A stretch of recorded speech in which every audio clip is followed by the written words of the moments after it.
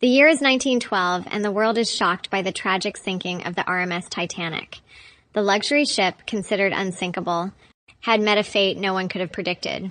Amid the chaos and horror, there's one name that stands out, Molly Brown, the woman who survived the disaster and became a symbol of courage and resilience. But Molly wasn't just any survivor. Her story is one of defying expectations, fighting for survival, and changing history. Her full name was Margaret Tobin Brown, but the world came to know her as the Unsinkable Molly Brown. Born in 1867 in Hannibal, Missouri, she came from humble beginnings, but her legacy would forever defy the constraints of class, gender, and wealth. Molly was born into an Irish immigrant family, the second of 3 children. Her parents, John and Johanna Tobin, had settled in Missouri in search of a better life, but money was tight. The family lived in poverty, and as a child, Molly had to work in a laundry to help support her family. Despite the tough circumstances, Molly was a fierce and determined young woman. By the time she was a teenager, Molly had a deep desire to escape the confines of her small town. She was fiercely independent, unafraid to challenge societal norms, and refused to accept that her future should be limited by her station in life. Molly was known to have a rebellious spirit, and she wasn't afraid to speak her mind, even when it was unpopular to do so. Molly moved to Leadville, Colorado, a booming mining town where she met J.J. Brown, a mining tycoon who would become her husband.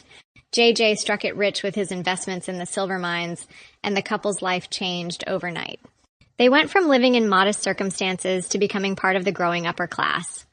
As Molly's wealth grew, so did her social circle. She attended the high society events in New York, Paris, and London, but despite all the luxury and status, Molly never lost touch with her roots.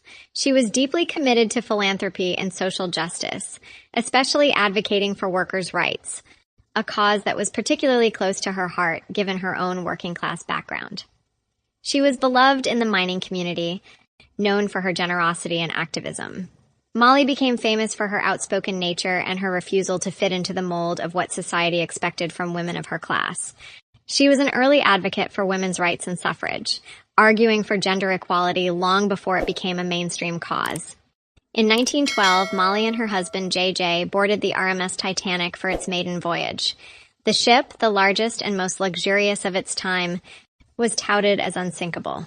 It represented the height of human achievement, the epitome of engineering and luxury, and for many passengers, it was the journey of a lifetime. But as history tells us, that journey would end in disaster. The night of April 14, 1912, began like any other. The Titanic sailed smoothly through the icy waters of the North Atlantic. But in the dead of night, disaster struck. The ship collided with an iceberg.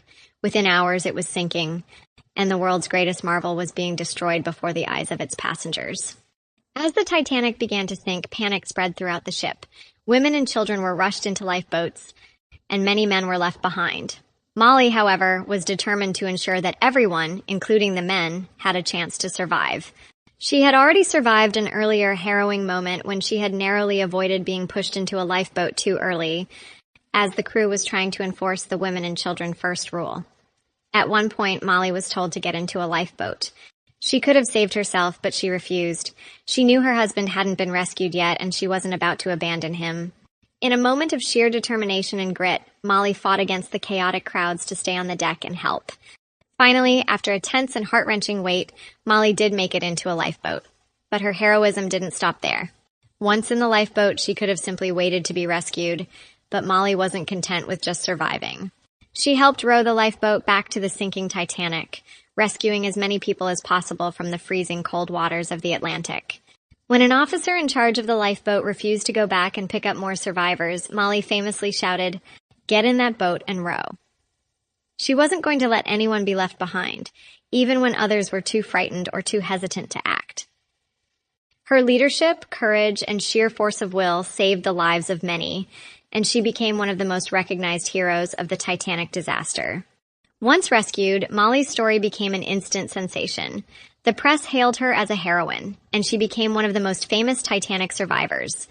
But instead of simply basking in the glory of survival, Molly immediately became a spokesperson for Titanic survivors. She fought for better safety measures on ships and helped raise money for the families of those lost in the disaster. But her influence didn't stop there. In the aftermath of the Titanic disaster, Molly continued to use her platform to advocate for causes that were close to her heart. She became a fierce supporter of workers' rights, particularly for the miners in Colorado, and she was a passionate advocate for women's suffrage. Molly's activism extended far beyond the Titanic. She played a significant role in the development of the Brown Palace Hotel in Denver, which became one of the city's most iconic landmarks. Molly was deeply involved in local charitable work, including funding hospitals, supporting education, and helping the arts community. She wasn't just a survivor of a tragedy, she was someone who used her platform to make the world a better place. Her impact on the women's suffrage movement cannot be understated. Molly was a staunch advocate for women's rights, even helping to fund campaigns for the cause and speaking out about the importance of gender equality long before many of her contemporaries. Molly's story didn't fade with time. Her legacy was immortalized in books, films, and plays, including the famous 1964 Broadway musical The Unsinkable Molly Brown and its subsequent film adaptation. Through these portrayals, Molly's courage, determination, and spirit became part of the fabric of American culture. Her name became synonymous with survival, courage, and the relentless pursuit of justice. People were inspired by her resilience, and her story resonated with generations of women who saw in her a model for independence, activism, and strength. Molly Brown continued her work well into her later years. She was a lifelong philanthropist and advocate for social justice. However, by the 1930s, her health began to decline. Molly passed away in 1932 at the age of 65. Though she may have left this world, her legacy lives on. The women's rights movement, the labor movement, and the suffrage movement were all greatly influenced by her tireless efforts. Her story continues to inspire people to stand up for what they believe in, no matter the odds, and to always keep pushing forward in the face of adversity. Molly Brown was much more than just a Titanic survivor. She was a woman who embodied strength, courage, and compassion. Her story is a testament to the resilience of the human spirit and the ability to rise above even the greatest of challenges.